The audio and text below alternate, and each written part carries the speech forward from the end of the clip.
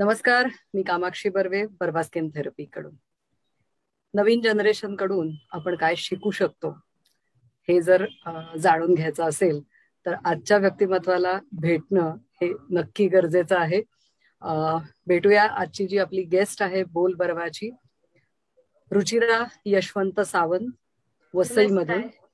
Welcome Ruchira. Thank you so much. रुचिराची formal ओळख जी मी तुम्हाला करून देणार आहे त्याच्यातल्या कित्येक गोष्टी आहेत ना, ह्या माझ्यासाठी सुद्धा खरंच नवीन आहेत. म्हणजे ते शब्द सुद्धा असे फुटावरनं जात आहेत माझ्या डोक्यात. बघूया आपल्याला त्या टर्म्स सगळ्या तिच्याकडून समजावून घेता येत आहेत का.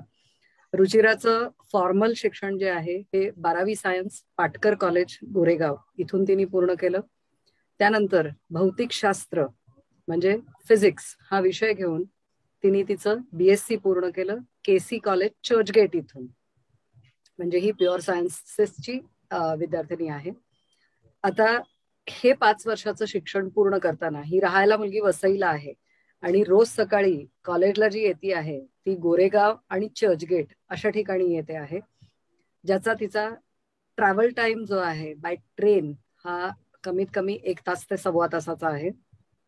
5 वर्ष पहाटे 4ला उठून 5:28 ची ट्रेन पकडून ही मुलगी आपल्या शिक्षणासाठी म्हणून वसईहून चर्चगेट किंवा वसईहून गोरेगावला ट्रॅव्हल तिने केलेलं आहे. त्यामुळे त्या शिक्षणाचं महत्व जे काही आहे हे आपण आज तिच्याकडून समजून घेऊया. ती काम काय करते तर मेकशिफ्ट या स्टार्टअपची ती को फाउंडर आहे. आता हा स्टार्टअप नक्की करतो काय तर रुचिरा ही एज्युकेशन एंटरप्रेन्योर म्हणून काम करते. म्हणजे शिक्षणाच्या क्षेत्रात कोणी स्वतःचं वेगळं काही व्हेंचर जर करणार असेल तर तुम्हाला तिथे मदत केली जाते. दुसरं, इनोव्हेशन एज्युकेशनच्या क्षेत्रामध्ये ती इनोव्हेशन एज्युकेटर म्हणून काम करते. या मुलीकडे बघून तुम्हाला कदाचित वाटणार नाही कारण वय खूप लहान दिसतंय तिचं, पण म्हणजे ती नक्की काय करते हे देखील आपण जाणून घेऊया. आणि स्पेस सायन्स एज्युकेटर आणि कम्युनिकेटर असा एक अजून वेगळा ऍस्पेक्ट घेऊन रुचिरा या फील्डमध्ये काहीतरी नवीन आणि वेगळं आपल्यापर्यंत आणायचा प्रयत्न करते आहे. बोलूया रुचिराशी आणि समजावून घेऊया काय आहेत या नवीन जगाच्या या नवीन टर्म्स. रुचिरा, बोल बर्वामध्ये तुझं मनपूर्वक स्वागत आहे. Thank you so much. आणि माझ्या प्रवासाच्या सुरुवातीच्याच या टप्प्यामध्ये माझ्या प्रवासाची ही सुरुवात सगळ्यांसोबत शेअर करण्याची संधी देण्यासाठी खूप थँक्यू. अगं शेवटी असं आहे बघ की प्रवास आहे तो आज ना उद्या कुठून तरी स्टार्ट होणार आहे आणि कुठेतरी तो असा एक समांतर लाईन घेऊन चालणार आहे. मग याच्यामध्ये तुमचं वय हा मुद्दा नक्कीच बाजूला राहतो, कारण आपण जेव्हा मिलेनियम आणि जेनझी बद्दल बोलणार असतो तेव्हा ऑब्व्हियसली 50 आणि 60चा कोणी अपेक्षित नाहीच आहे आपल्याला. त्यामुळे यंग जनरेशनच कोणीतरी इथे समोर येणार आहे नक्की. मला पहिलाच प्रश्न रुचिरा तुला असा विचारायचा आहे की आपण सगळेजण लहानपणी असे मेस्मराईज होऊन आकाशाकडे नक्की बघत असतो, तर हे आकाश किंवा अवकाश ज्याला म्हणलं जातं याच्यामध्ये चंद्र चांदण्याच आहेत का, याच्या पलीकडे काही आहे, हे तुला कधी जाणवलं? खूप लहानपणी, साधारण मी 3वी-4थीत असताना मला अनुभव घेण्याची संधी मिळाली आणि अनुभवापेक्षा ब्रिलियंट शिक्षक दुसरा कोणीच नसतो. ही एक वेगळी गंमत आहे आणि एक छान गोष्ट आहे. ती सांगण्याआधी मी थोडंसं बॅकग्राऊंड सांगते. माझं बालपण फार समृद्ध होतं आणि माझ्या पालकांनी मला अनेक अनुभव घेऊ दिले. मी पालक हा शब्द व्यापक दृष्टिकोनातून वापरते, कारण माझे पालक म्हणजे केवळ माझे आई वडील नाहीयेत. मी लहानाची मोठी माझ्या मावशीकडे झाले आणि त्यामुळे माझी मावशी, तिला मी पुष्पा आई म्हणते, तिची मुलगी रूपाताई, माझी आई नंदाई आणि माझे बाबा, असे सगळेजण माझे प्रायमरी पालक आहेत असं आपण म्हणूयात. आणि नंतर जसजसं मी मोठे होऊ लागले तसतसं या पालकांच्या परिघामध्ये अनेक माणसं ऍड होत गेली आणि त्या सगळ्यांनीच माझं जीवन समृद्ध केलं आणि मी त्या सगळ्यांप्रती खूप कृतज्ञ आहे. तर गंमत अशी आहे की मी साधारण 3वीत असताना भूगोलामध्ये आम्ही ग्रहणांविषयी ऐकलं आणि मला ते खूप इंटरेस्टिंग वाटलं. तर मी घरी आले आणि मी पुष्पाईला त्याविषयी सांगितलं आणि मी हट्ट केला की मला ग्रहण बघायचंच आहे. त्यानंतर तेव्हापासून मी जवळपास प्रत्येक चंद्रग्रहण आणि पुढे सूर्यग्रहण पाहण्याचा चष्मा मला घेता आला. त्यानंतर ती ग्रहणं सुद्धा आजपर्यंत जवळपास सगळी पाहिली. म्हणजे मला आठवतंय ते पहिलं चंद्रग्रहण बघण्यासाठी पुष्पाई रात्रभर जागली होती सो दॅट मी ते मिस करू नये. आणि अजूनपर्यंत ती मला कधी एखादं ग्रहण होणार असेल किंवा कोणताही खगोलीय घटना होणार असेल तर ती मला येते आणि आठवण करते, तुझी कॅलेंडर मध्ये लाव, नाही तर तू तुझ्या गडबडीत विसरशील आणि तुझं पाहायचं राहून जाईल म्हणून. हे जे अनुभव होते ना तेव्हा मला लक्षात आलं की अवकाशाविषयी काय आहे. आणि तेव्हा मला त्या चंद्र चांदण्या हे सगळं जाणवायला लागलं, त्याची गंमत वाटायला लागली, मजा वाटायला लागली. नंतर आणखी एक गंमत झाली. मी 5वीला असताना डॉक्टर कलामांनी राष्ट्रपती म्हणून निवृत्ती घेतली आणि त्या वर्षी एक राज्यस्तरीय वक्तृत्व स्पर्धा होती आणि त्या स्पर्धेत विषय होता माझे आवडते राष्ट्रपती. तर आईनं मला विचारलं की तुला कोणत्या राष्ट्रपतींविषयी बोलायला आवडेल. आणि शाळेत असल्यापासूनच मला विज्ञान आणि अवकाश ह्या विषयांविषयी खूप गोडी होती. तर मी कलामांविषयी बोलायचं असं ठरवलं. माझी आई माझी भाषणं लिहून द्यायची, पण ते पूर्ण स्पून फिडिंग नसायचं. कारण माझ्या आईने कलामांचं भाषण लिहिण्यासाठी साधारण 15 ते 20 पुस्तकं रेफर केली कलामांविषयी आणि अवकाश विज्ञानाविषयी. आणि तिनं लिहिलेलं भाषण मला देण्याआधी तिने ती सगळी पुस्तकं मला वाचायला लावली सो दॅट मला त्या पुस्तकांमधला आणि कलामांच्या जीवनाचा पूर्ण आराखडा माहित असेल आणि मी मग ते भाषण पाठांतर न करता समजून घेऊन तिथे जाऊन बोलू शकेन. नुसती पोपटपंची न होता तुला पूर्णपणे त्यांनी तो जीवनपट अभ्यास करायला दिला. 5वीतल्या मुलीला हे वाचायला देणं, मला इथे तुझ्या आईचं कौतुक करावं असं वाटेल की जिथे आजकाल वाचन हे मुलांच्या आयुष्यातनं हद्दपार झाल्यासारखं झालेलं आहे, तिथे तुझ्या आईनी प्रयत्न केले तुला म्हणजे काही वाचायला देण्यासाठी. येस, कॉंग्रॅच्युलेशन असंच म्हणावं लागेल. आणि तेव्हा म्हणजे 5वीत अग्निपंख ते विजन 2020 असं सगळं मी तेव्हा रेफर केलं आणि मी भारावून गेले. म्हणजे चंद्र चांदण्यांच्या पलीकडे सामान्य माणसाचं आयुष्य सुखकर व्हावं यासाठी अवकाश विज्ञान आणि भारतीय अवकाश मोहिमांची झेप, त्यामागची विजन, हे सगळं मला खूप प्रेरणादायी वाटायला लागलं. आणि इथे खऱ्या अर्थाने ग्रह ताऱ्यांच्या पलीकडे जे अवकाश असतं आणि अवकाश विज्ञान असतं त्याची ओळख मला झाली. आणि ही आमच्यामधली आगळी वेगळी मैत्री होती असं मी म्हणेन. आणि ही गट्टी तिथून सुरुवात झाली या गट्टीची असं मला म्हणायला आवडेल.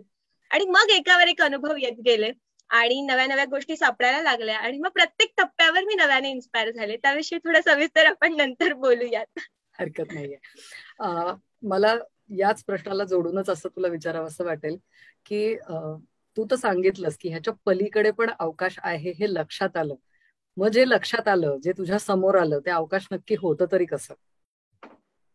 माणसाला थक्क करणारं, मला अवाक करणारं, आणि हे विश्व किती मोठं आहे आणि आपली पृथ्वी किती अनमोल आहे याची प्रचिती देणारं. वोयेजर मोहिमेच्या दरम्यान पृथ्वीचा 6 अब्ज इतक्या दूरच्या अंतरावरून एक खूप सुंदर फोटो घेतला गेला आणि त्याचं वर्णन करते वेळी कार्ल सगाननं त्यांच्या पेल ब्लू डॉट नावाच्या पुस्तकामध्ये एक अतिशय सुंदर पोएटिक वर्णन लिहिलंय. आता अर्थात ते पोएटिक वर्णन मी असायचं सांगू शकणार नाही, पण त्यात ते असं म्हणतात की ते तिथे जे निग्लिजिबल एक डॉट तुम्हाला जो दिसतोय, जो उघड्या डोळ्यांनी कदाचित आपल्याला माहित नसतं की हा पृथ्वीचा फोटो आहे, तर आपण तिथं त्या डॉटला हे पण केलं नसतं की तो तिथं आहे, हे पण आपल्याला समजलं नसतं.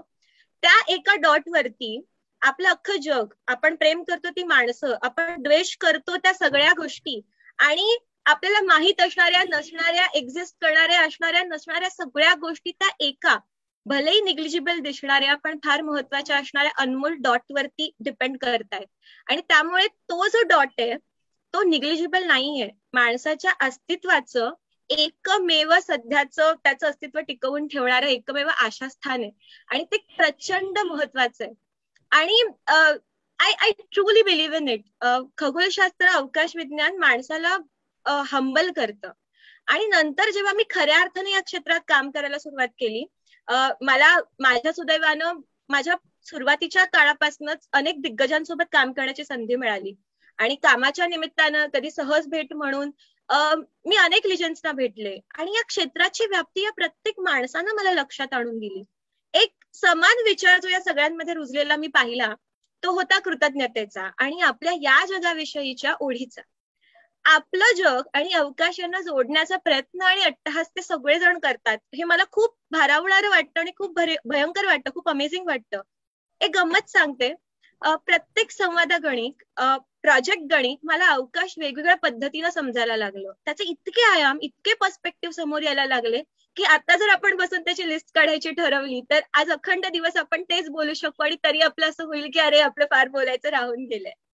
आणि एक उदाहरण देते याचं. अवकाशात सर्वाधिक वेळ म्हणजे 7 वेळा जाण्याचा रेकॉर्ड केला होता जेरी रॉस यांनी. आणि इथं मुंबईमध्येच आम्हाला त्यांना ताज लँड्सला भेटण्याची संधी मिळाली होती. आणि त्यावेळी त्यांच्याशी गप्पा करताना त्यांनी पृथ्वीला आणि अवकाशाला आपलं घर आणि हॉस्टेल असं कम्पेअर करून मला त्यांचे हे सांगितले होते.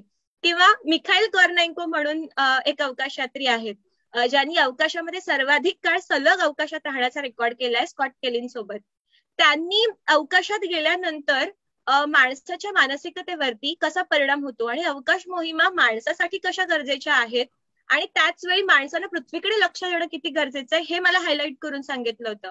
किंवा आपले राकेश शर्मा आहेत, आपले भारताचे पहिले अंतराळवीर, त्यांनी अवकाश विज्ञानाकडे अवकाश विज्ञानामध्ये आपल्या मोहिमा आखत असते वेळी आपण आपल्याकडे, आपल्या देशाकडे आणि सामान्य माणसांकडे लक्ष पुरवणं पण किती गरजेचं आहे आणि मोहिमा फक्त सेक ऑफ डुईंग इट म्हणून करायच्या नाहीत हे हायलाइट केलं होतं. किंवा मून मॅन ऑफ इंडिया म्हणून ओळखले जाणारे कस्तुरीरंगन सर आहेत, त्यांचा एक खूप वेगळा अस्पेक्ट आहे या सगळ्या गोष्टींकडे बघण्याचा.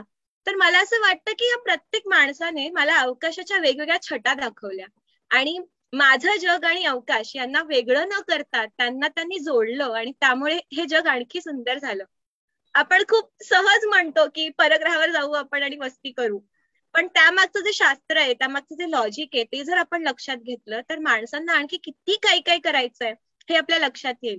आणि अवकाश विज्ञान आणि मोहिमा हे केवळ परग्रह वस्तीसाठी किंवा पृथ्वीला अल्टरनेट ऑप्शन शोधण्यासाठी नाही आहेत, तर इथं पृथ्वीवरचं आपलं जगणं समृद्ध करण्यासाठी आहेत, आपली पृथ्वी आणखी समजून घेण्यासाठी आहेत. ही बाजू मला या आणखी खोलात या सगळ्या माणसांमुळे आणि या अभ्यासामुळे अनुभवता आली. थोडक्यात शेवटी एका वाक्यात सांगते की अवकाश विज्ञानानं माझ्यासमोर ते माझ्या आयुष्यात जे आलं ते माझं जगणं आणि माझं जग समृद्ध करण्यासाठी आलं आणि मला नवे दृष्टिकोन जे आहेत त्यांचं स्वागत करण्याची वृत्ती त्याने दिली. इतकंच मी म्हणेन. परफेक्ट. कुठल्याही गोष्टीमधला जो नवीनपणा आहे तो कसा ऍक्सेप्ट करायचा हे अवकाश विज्ञानाने तुला शिकवलं असं तू जे सांगते आहेस. या अवकाश विज्ञानाची तुला गोडी लागण्यासाठी कोणत्या गोष्टी कारणीभूत झाल्यात असं तुला वाटतं? या सगळ्या बॅकग्राऊंडचा जर विचार करायला गेलीस तर कोणत्या गोष्टी होत्या की ज्यांनी तुला ही गोडी लागली? खूप डायव्हर्स गोष्टी आहेत. त्यातली काही गोष्टींचा उल्लेख मी आधीच केलाय, जसं 3री मध्ये भूगोलात शिकलेलं चंद्रग्रहण असेल किंवा कलामांविषयी भाषणांमुळे वाचलेली त्यांची पुस्तकं असतील आणि मग त्यामुळे निर्माण झालेलं कुतूहल असेल. त्यावेळी मी खूप मिळवून अवकाश विज्ञानावरती वाचायला सुरुवात केली होती, जे मिळेल ते वाचायचं. आणि सुदैवानं आमची जी लायब्ररी होती जिथे माझी आई पण सभासद होती, ते लायब्ररीयन खूप असे एकदम स्वीट हार्ट्स होते. ते मला एका वेळी 8 पुस्तकं पाहिजे ती पुस्तकं घेऊन जाऊ द्यायचे आणि मग मी मनात येईल तसं ती वाचत बसायचे. यात आणखी एक गंमत अशी झाली की कायम ना आताची जर आपण आता बऱ्याचशा लोकांविषयी जर आपण ऐकलं तर एक दिसतं की नासा विषयी किंवा कुठल्या तरी अशा मून मिशन विषयी वगैरे ऐकून लोकांना स्पेस विषयी इंटरेस्ट यायला लागतो आणि मग त्यांना कुतूहल वाटायला लागतं आणि त्यांना इन्स्पिरेशन मिळतं. पण माझ्या बाबतीत उलट झालं. माझ्या बाबतीत असं झालं की माझी सुरुवातच भारतीय अवकाश विज्ञानाच्या आणि अवकाश मोहिमांपासून झाली आणि त्यामुळे सुरुवातीचा बराच काळ मला त्या व्यतिरिक्त इतर काही माहित नव्हतं. आणि जर आपण आपल्या मोहिमा, भारतीय मोहिमा आणि भारतीय मोहिमांचं विजन आणि परदेशातल्या इतर मोहिमा त्यांचं विजन यांचा व्यवस्थित अभ्यास केला तर आपल्या लक्षात येईल की त्या 2 वेगवेगळ्या टोकांच्या आहेत. भारतीय मोहिमांची पूर्ण जी सुरुवात झाली, इंडियन स्पेस प्रोग्रामची जी सुरुवात झाली ती सामान्य माणसाला आपण बेनिफिट कसं देऊ, त्याचं आयुष्य कसं आपण सुखकर करू हाच उद्देश घेऊन झाली होती. आणि त्या पलीकडे नासा असेल किंवा आपण रशियन ऑर्गनायझेशन्स बघू किंवा आताचं स्पेस एक्सचं उदाहरण घेऊयात किंवा आता सध्या जे बिलियनियर स्पेस रेस सुरू आहे त्याचं उदाहरण घेऊयात. त्यांनी ज्या पद्धतीनं स्पेसमध्ये त्यांचे जे मोटिव्ह आहेत किंवा ज्या पद्धतीनं त्यांनी मोहिमा आणल्यात तो एक खूप वेगळा चॅप्टर आहे, तो एक खूप वेगळं प्रकरण आहे. तर होतं काय, जर आधी मला माणूस चंद्रावर गेलाय आणि त्यासाठी प्रयत्न करतोय हे माहित झालं की नंतर मग काय सॅटेलाइट अवकाशात पाठवत बसल्यात असं मी म्हणू शकते. पण मला जर आधीच माहितीये की सॅटेलाइट अवकाशात जात आहेत म्हणून माझं इथलं लाईफ सुखकर झालंय आणि मग अच्छा या टेक्नॉलॉजीचा उपयोग माणसाला चंद्रावर पाठवण्यासाठी पण केला जातोय हे मला माहित झालं, तर मी त्या दोन गोष्टींना पॉझिटिव्हली घेऊ शकते आणि त्या दोन गोष्टींमधला एक संबंध मी जोडू शकते. आणि माझ्या बाबतीत सुदैवाने ते झालं. आमच्या घरी खूप न्यूजपेपर्स यायचे, सगळे न्यूजपेपर्स यायचे आणि आम्हाला कंपल्सरी सगळे न्यूजपेपर्स वाचावे लागायचे आणि रात्री जेवतेवेळी त्यावर चर्चा असायची. सो सामना न्यूजपेपरला उत्सवची रविवारची आणि त्यामध्ये त्यावेळी पराग पुरोहित आणि आदित्य वाघमारे म्हणून दोघं जण इस्रो आणि DRDO विषयी लिहायचे. मला त्या दोघांची नावही लक्षात आहेत कारण मी ते वाचून वाचून मला अपडेट्स मिळायला लागले म्हणून त्या दोघांना मेल करून खूप त्रास दिलाय आणि अजूनपर्यंत ते दोघेही माझ्या कॉन्टॅक्टमध्ये आहेत. सो त्यावेळी मला मुळीच कल्पना नव्हती की ह्या स्पेस टेक्नॉलॉजीतल्या सॅटेलाइट सारख्या गोष्टी आहेत किंवा सामान्य माणसाचं आयुष्य सुखकर करणाऱ्या गोष्टी आहेत यांच्यासाठीच मी पुढे जाऊन माझा पहिला प्रोजेक्ट करेन. पण सुदैवाने तो योगायोग झाला आणि I am so happy about it. So yes, आणि मी या क्षेत्रात लिहायला लागले. मी लिहिण्याची जी सुरुवात केली त्यासाठी पण अवकाश विज्ञान आणि अवकाश विज्ञानातलं जे सामान्य माणसांसाठीच जो सेक्टर आहे त्याच खूप मोठं कॉन्ट्रिब्युशन आहे. सो येस, अशा खूप गोष्टी आहेत ज्या मला इन्स्पायर करत राहिल्या आणि माझी गोडी वाढवत राहिल्या. मला तर असं वाटतं की तुझ्या ह्या सगळ्या बोलण्यामागची, तुझा विचार करण्यामागची जी प्रोसेस आहे, या प्रोसेसमध्ये तुझ्या जसं तू म्हणालीस की मला भरपूर पालक आहेत, पण तुझे जे जन्मदाते पालक आहेत या दोघाही व्यक्तींचा प्रचंड मोठा हात मला दिसतो आहे याच्यामध्ये, की जे चांगलं आहे ते मुलांच्या पर्यंत आपल्याला कसं पोहोचवता येईल हे कष्टाने त्यांनी दोघांनी ठरवून या गोष्टी केलेल्या आहेत. म्हणजे तुम्ही भावंड घरामध्ये जे होतात त्यांना कंपल्सरी पेपर वाचायला लावणं हे किती घरांमधनं आजकाल केलं जातं. जे पालक ही मुलाखत बघत असतील त्यांनी खरोखर या गोष्टीचा विचार करा, कारण मुलं सरळ सरळ आजकाल असं उत्तर देतात की मी गुगलवरती ही बातमी बघितली आहे. पेपरला हात लावण्याचे कष्ट, पुस्तकाला हात लावण्याचे कष्ट, त्याच्या पानांचा वास घेण्याचे कष्ट मुलं खरंच करत नाही आहेत. आणि मला वाटतं पालक म्हणून ही आमची जबाबदारी आहे की मुलांच्या पर्यंत पुस्तकं नेऊन देणं, कारण पुस्तकं ही माणसांचा किती चांगला मित्र होऊ शकतात आणि ते तुम्हाला वयाच्या खूप कमी स्टेजवर कुठं नेऊन पोहोचवू शकतात हे तुझ्याकडे बघितल्यानंतर खरंच नक्की कळू शकतं आम्हाला. तू चुळबुळी मुलगी आहेस हे तर तुझ्या बोलण्यामधून सरळ सरळ दिसत आहे, कारण तुला आवडणारी एखादी गोष्ट तुला करायला मिळालेली आहे याचा आनंद चेहऱ्यावरती तर दिसतो आहेच, पण तो बोलताना पण येतो आहे की येस मला हे करता आलंय.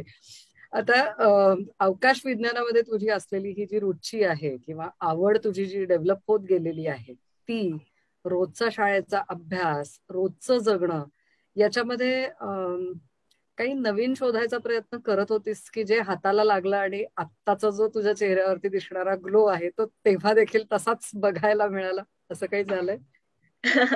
रोजच मी तुम्ही जसं म्हणालात मी लहानपणापासूनच खूप वेगळ्या प्रकारे गोष्टी करत आले आणि मला सतत नव्या गोष्टी हव्या असतात. मला खूप एक्सप्लोअर करायचं असतं आणि मला कायम चॅलेंजेस आणि एक्साइटिंग काहीतरी पाहिजे असतं. सो गंमत अशी आहे की शाळेत असताना पण मी एका पारंपरिक मराठी शाळेत शिकले आणि असं असताना सुद्धा मला तोत्तोचानची शाळा अनुभवता आली. 6वीची एक मुलगी तोत्तोचानचं पुस्तक वाचते आणि शाळेत जाऊन आपल्या मुख्याध्यापकांना आणि शिक्षकांना सांगते की मला तुमची शाळा आवडत नाहीये, मला तोत्तोचानची शाळा हवी आहे. आणि तिचे शिक्षक तिला समजून घेण्याचा, तिच्या गरजा पूर्ण करण्याचा प्रयत्न करतात आणि तो मोठेपणा दाखवतात, हे पण मला खूप महत्वाचं वाटतं आणि यात खूप काही येतं. मी दिवसभर लॅबमध्ये पडीक असायचे. लॅबमध्ये एक टेबल माझ्यासाठी दिलेलं होतं आणि तिथं माझे काहीतरी एक्सपेरिमेंट्स असायचे. मी दिवसभर घरात एक्सपेरिमेंट्स करायचे आणि माझी पुष्पाई माझ्या असिस्टंटचा रोल करायची आणि ती माझ्यासाठी सगळे रिडिंग्स वगैरे घ्यायची. मी अभ्यास पण करायचे.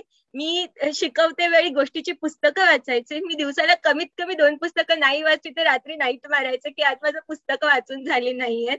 आणि मी त्यावेळी भरतनाट्यमची 10 वर्ष भरतनाट्यम शिकले. मी कराटे केलं, कराटेत मी फर्स्ट योदान केलं, ब्लॅक बेल्ट केलं. मी चायनीज अबॅकस मेथड जी असते गणिताची ते पूर्ण केलं. मी तेव्हा थिएटर करायचे शाळेत असताना आणि सगळ्या प्रकारच्या स्पर्धा करायचे. आणि यामुळे काय झालं की सतत मला काहीतरी आणि एका वेळी खूप काही करायची सवय होती. आणि थोडक्यात तू मल्टीटास्किंग केलेलं आहेस. आणि हे मला तुझं आत्ताचं वय सांग रुचिरा. 24. म्हणजे 24व्या वर्षी तू कराटे ब्लॅक बेल्ट आहेस. तुझं भरतनाट्यमचं फायनल एक्झाम्स तुझ्या झालेल्या आहेत. मी 10 वर्ष तू भरतनाट्यम शिकलेला आहे. काही करायचं सोडलंयस का? चित्रकला, गाणं ते सगळं अजून झालं नाही. मग ते कदाचित अवकाशात जाऊन शिकायला मिळेल बहुधा तुला असं दिसतंय. Yes, continue please.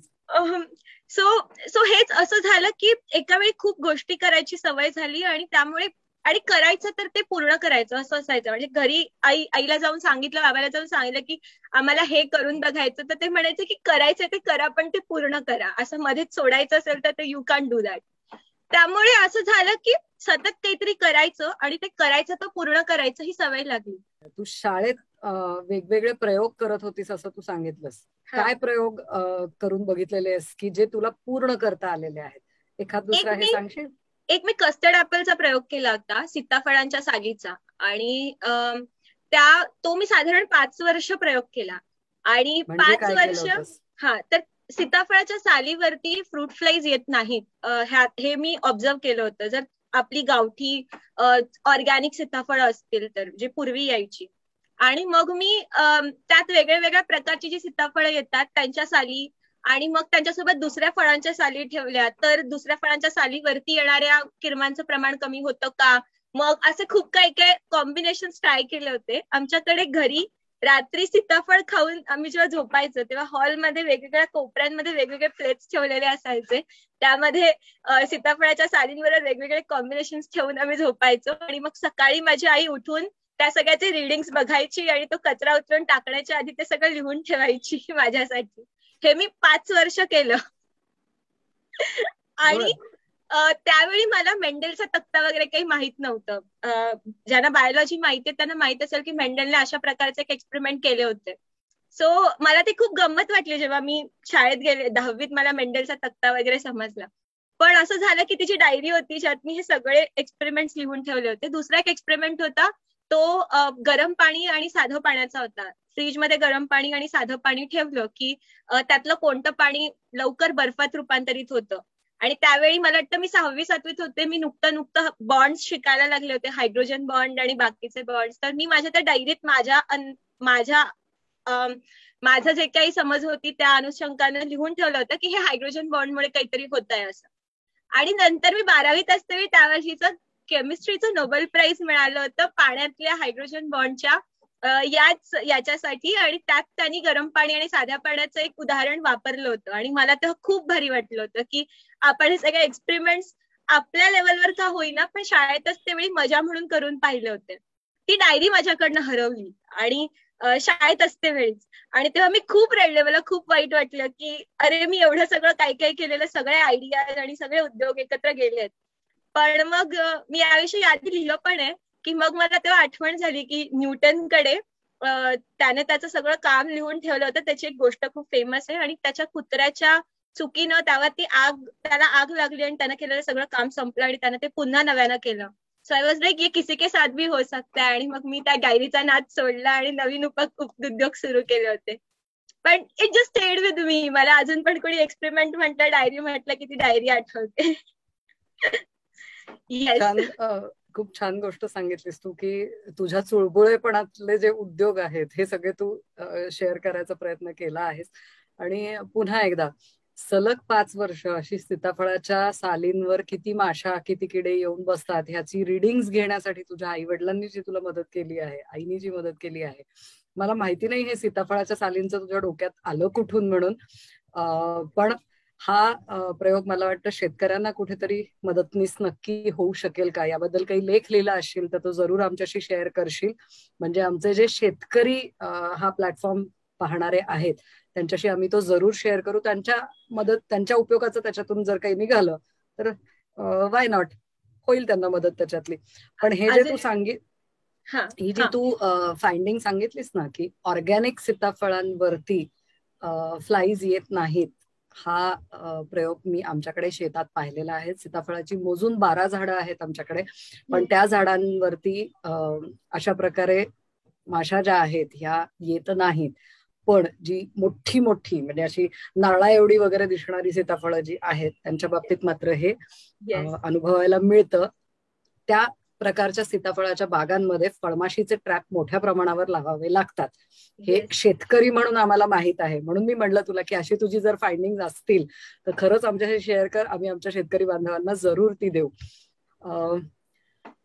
आता हे जे नवीन तू शोधत होतीस याच्यामध्ये तुला अजून काय काय गोष्टी सापडल्या त्याही आमच्याशी शेअर करशील? सो आतापर्यंत मी शाळेतल्या गमती सांगितल्या, आता थोडं कॉलेजकडे येऊयात. कॉलेज सुरू झालं आणि सायन्स घेतलं, त्यामुळे फारसा वेळ बाकी सगळ्या गोष्टींसाठी उरला नव्हता. ट्रेनची जर्नी जसं तुम्ही म्हणालात तसं पूर्ण दिवस बऱ्यापैकी जायचं. आम्ही सकाळी 4ला उठायचे आणि घरातनं 5:28 ट्रेन पकडायचे. आणि बरं, हे मुंबईचे लोक ट्रेन पकडणं म्हणतात, त्यामुळे सवय लागली आहे मला ट्रेन पकडणं म्हणायची. आणि पकडतातच, कारण ती 5:28चीच असते. आमच्यासारखे मुंबई बाहेर राहणारे जे लोक आहेत ना ते 5:30 म्हणजे 5:30 तरी म्हणतात किंवा 5:20 तरी म्हणतात. ही फक्त मुंबईकरांचीच सवय आहे. जे लोकलचं टायमिंग आहे 5:28 तर तुम्ही 5:28च म्हणता. त्यामुळे पकडावीच लागते ती. That is understandable. कारण 5:28ची ट्रेन गेल्यानंतर परत पुढची जी काही असते ती तुमच्या वेळाची गणितं बिघडवणारी असते. येस. आणि त्यावेळी मग मी ट्रेन मधला वेळ जसा वापरता येईल तसा वापरायचे. त्या काळात फार काही वेगळं मला 11वी-12वीत तरी करता आलं नाही, पण वाचन असेल किंवा मी पत्र खूप लिहिते. माझे पेन फ्रेंड्स खूप आहेत, तर माझं जे कोणी मला कुणाचं लिहिलेलं आवडलं किंवा कोणी सायंटिस्ट असतील, कोणी लेखक असतील, तर त्यांना पत्र लिहिणं असं सगळं मी 11वी-12वीत करत राहिले. त्या पलीकडे फार की 11वी-12वीत झालं नाही. पण जेव्हा मी प्युअर सायन्सला ऍडमिशन घेतलं, म्हणजे केसीला गेले, तेव्हा दुपारी 2 नंतर माझ्याकडे मोकळं रान होतं आणि मग 2 नंतर करायचं काय असा प्रश्न पडला. ट्रेन मधून येता जाता वाचन आणि लेखन सुरू होतं. मी तेव्हा डायरीत लिहायचे आणि कुठेच पब्लिक प्लॅटफॉर्म्स वरती तेव्हा मी लिहित नव्हते. आणि अशात मग मला एक छान जागा सापडली जिचं नाव होतं मेकर्स असायलम.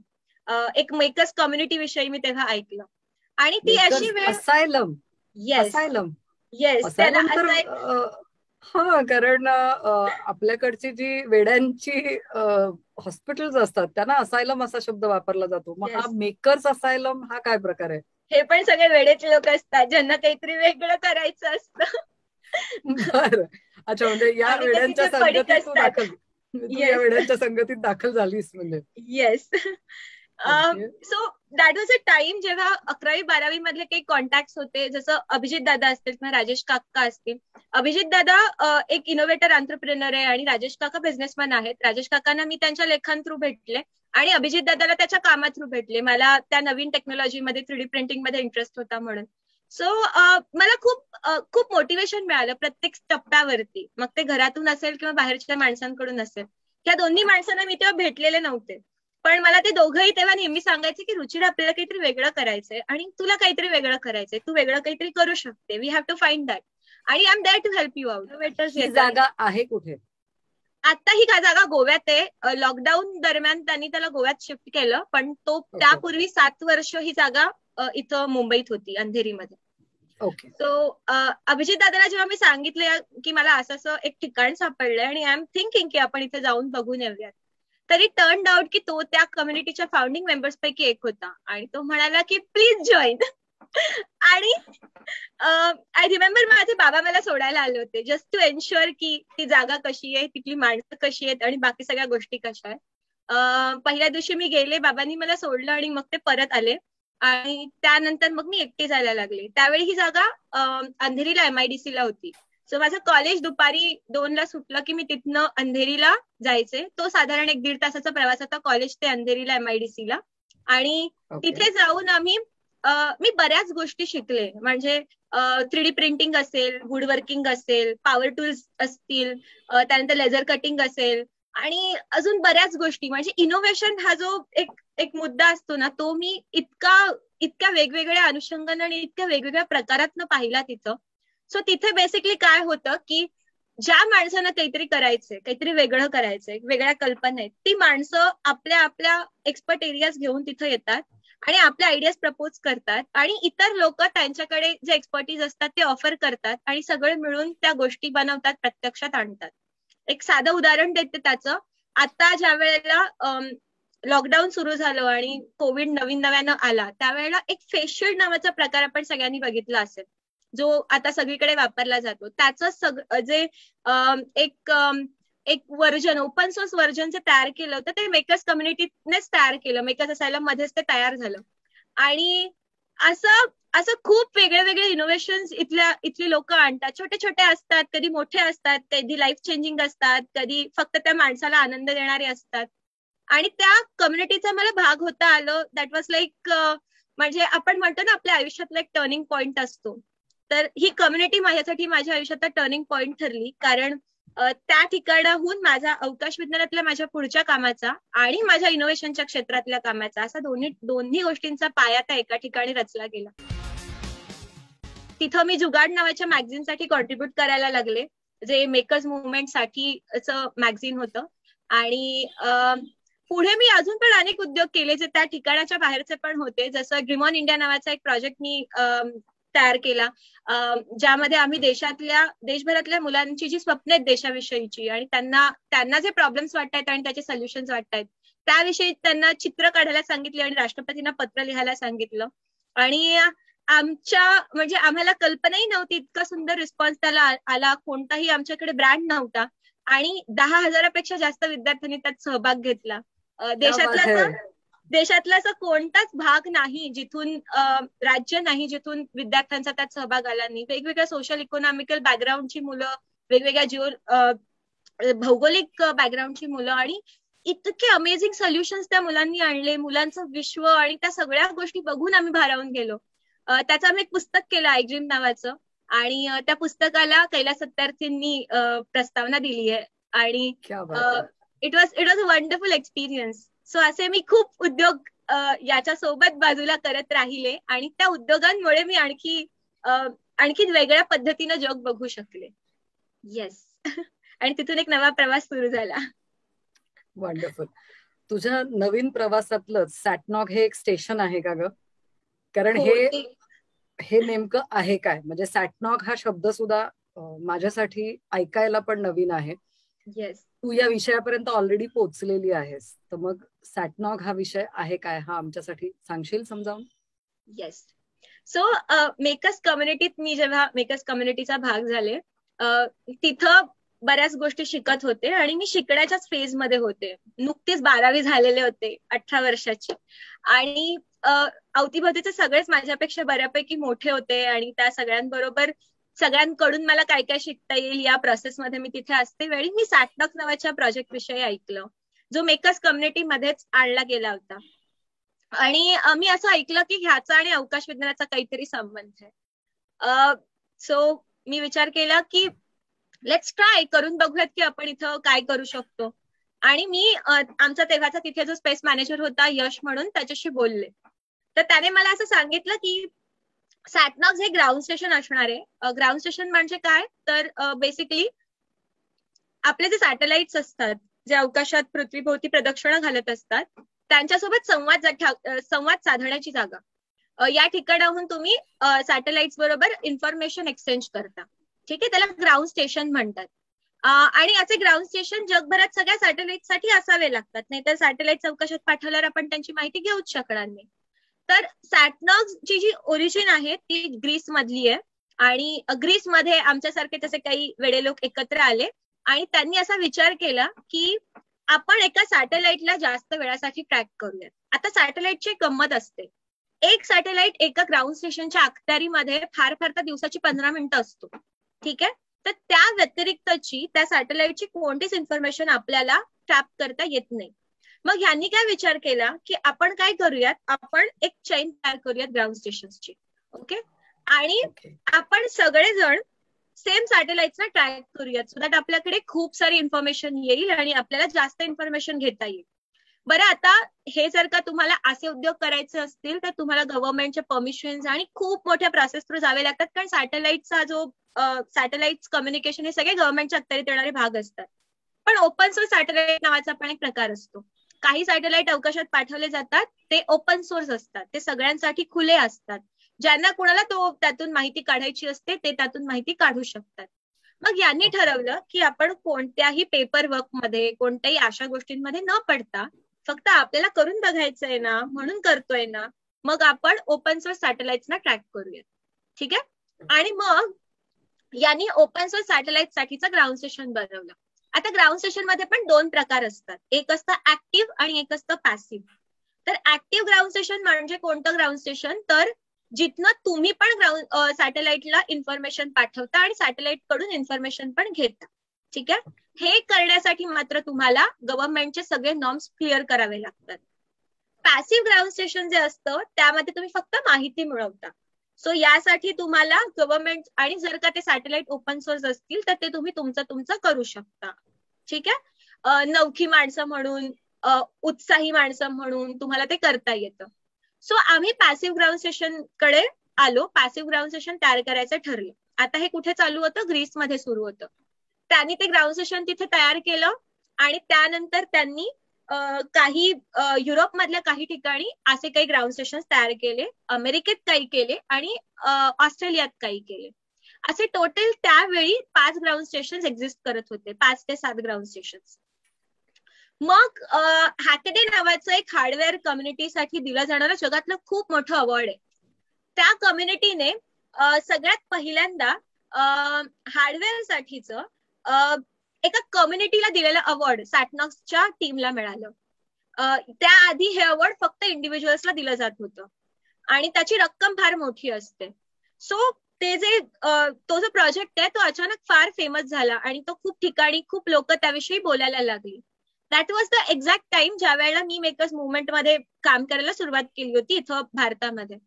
तर आमच्याकडे मेकर्स कम्युनिटीत एक जण होता जो हॅकरडे सोबत काम करणारा होता आणि त्याने या प्रोजेक्टची कल्पना इथं सांगितली आणि whoever is interested you guys can take it ahead असं तो म्हणाला. आणि आम्ही असेच सगळे बॅकग्राऊंड नसणारे लोक पुढे आलो आणि त्यांनी सगळ्यांनी मिळून हा प्रोजेक्ट एशियामध्ये पहिल्यांदा भारतामध्ये आपल्या इथे करायचं ठरवलं. सो आम्ही जे ग्राउंड स्टेशन केलं ते एशियातलं पहिलं सॅटनॉक्स चेन मधलं ग्राउंड स्टेशन होतं. क्या बात है. आणि तो एक्सपिरियन्स वंडरफुल एक्सपिरियन्स होता. मी त्यांच्यात सगळ्यात लहान होते. माझं आणि इंजिनिअरिंगचं अजिबात एकमेकाशी संबंध नव्हता. मला सॅटेलाइट कसे काम करतात हे मी कधी पाहिलेलं नव्हतं ना. मला अँटिनाज बनवता येत होते. आणि आपण ना एका कन्व्हेन्शनल पद्धतीनं जेव्हा शिकत असतो तेव्हा आपल्याला काही गोष्टी आपल्या डोक्यात फिट झालेल्या असतात की मला जर का शिकायचंय, मला जर का काही करायचंय तर माझ्याकडे काही क्वालिफिकेशन असायला हवे तरच मी ते करू शकतो किंवा करू शकते. या प्रोजेक्टने माझ्या त्या विचारावरती एकदम असं कुऱ्हाड घातली की तुम्हाला काही करायचं असेल तर तुम्ही जर का तेवढा इंटरेस्ट त्यात घेत असाल आणि तुमची शिकण्याची आणि पूर्ण एफर्ट्स घालण्याची तयारी असेल तर तुम्ही काहीही करू शकता. हे मला या प्रोजेक्टने समजावून सांगितलं. त्यावेळी मी तिथं अँटिना टीम सोबत काम करत होते. आम्ही लिटरली अँटिनाज कसे काम करतात पासून बेसिक पासून सगळा अभ्यास आमचा केला. आम्ही आमचा अँटिना बनवला आणि त्यानंतर हा प्रोजेक्ट आमच्याही नकळत फार फेमस झाला. त्या प्रोजेक्टला खूप ठिकाणी त्याची नोंद घेतली गेली. हिस्ट्री चॅनलवरती OMG ये मेरा इंडिया म्हणून एक शो असतो, त्यामध्ये त्यांनी हा प्रोजेक्ट फीचर केला. त्यानंतर मिनिस्ट्री ऑफ एक्सटर्नल अफेअर्सनी त्यावेळेला आपलं नीती आयोगच्या थ्रू ATL लॅब्स प्रमोट करण्यासाठी सुरुवात केली होती. त्यासाठी त्यांनी काही इनोव्हेशन निवडले होते, त्यासाठी या प्रोजेक्टची निवड झाली. आणि आमचे त्याच दरम्यान टाइम्स ऑफ इंडियासाठी श्रीनिवास लक्ष्मण यांनी इंटरव्ह्यू घेतला आणि त्यावेळेला आमचे खूप ठिकाणी खूप जणांनी इंटरव्ह्यूज घेतले. पण इथे हायलाइट मी हे करेन की या ठिकाणी आम्हाला किती मायलेज मिळालं किंवा आम्हाला कोणी इंटरव्ह्यूज केले किंवा आम्हाला कोणत्या प्लॅटफॉर्मवर जायला मिळालं यापेक्षा जास्त जर काही महत्वाचं होतं तर आम्ही सगळ्या या प्रोसेसमध्ये काय शिकलो आणि आम्ही एकमेकांकडून काय शिकलो.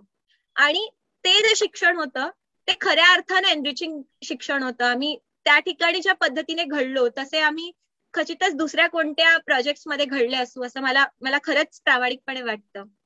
आणि याचाच पुढे परिणाम झाला. मला US काउन्सिलेट मुंबईला मध्ये त्यांच्या एका सॅटेलाइट कम्युनिकेशनच्या पॅनलवरती मला तो यंगेस्ट पॅनलिस्ट म्हणून माझे विचार आणि माझा अनुभव शेअर करता आला.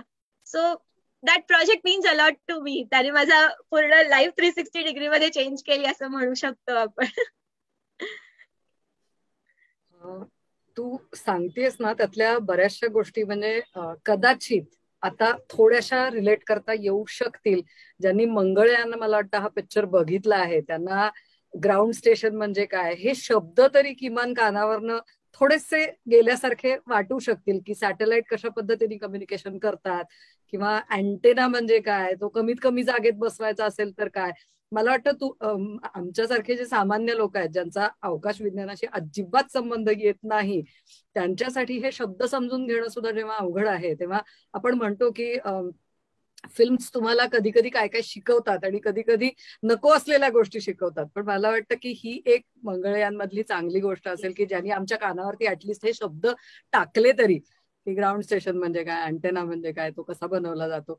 आणि हे रिअल लाईफ मध्ये काम तुम्ही केलं आहेत. मला ऐकताना पण आता एक सेकंद असा गुजबम झाल्यासारखे झाले. यंग जनरेशनचं म्हणणं जर शांतपणे आपण ऐकून घेतलं तर आपल्याला कितीतरी वेगवेगळ्या गोष्टी खरंच नव्याने कळत आहेत. रुचिरा सावंतची ही जी मुलाखत चालू होती या मुलाखतीचे 2 भाग करण्यावाचून आमच्याकडे खरंच पर्याय नव्हता. कारण या मुलीकडे खूप काही आहे सांगण्यासारखं. त्यामुळे मुलाखतीचा वेळ हा बऱ्यापैकी मोठा होत होता. म्हणून बर्वाच्या टीमने असा डिसिजन घेतला की पूर्ण भाग हा एका एपिसोडमध्ये न दाखवता आपण याचे 2 एपिसोड करू शकतो. म्हणजे लोकांना देखील पुरेसा वेळ काढता येईल बोल बर्वाचा एपिसोड बघण्यासाठी. आजची ही मुलाखत इथेच थांबवतो आहे. पुढच्या आठवड्यात पुन्हा एकदा भेटूया या यंग एस्पायरिंग सायंटिस्ट मुलीला बोल बर्वाच्या येणाऱ्या आठवड्याच्या भागामध्ये.